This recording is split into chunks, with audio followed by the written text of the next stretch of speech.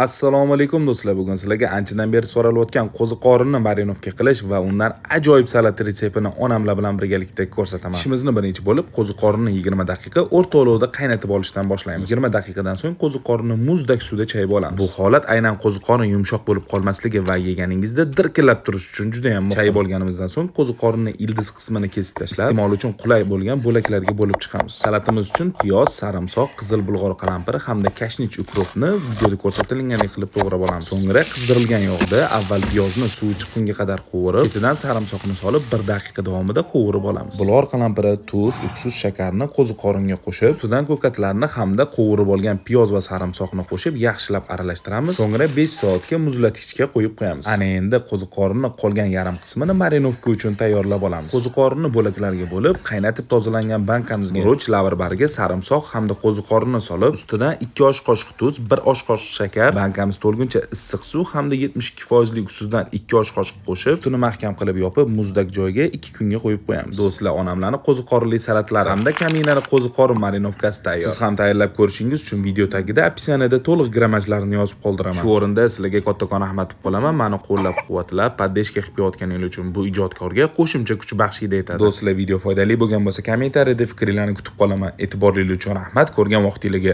rozi bo'linglar.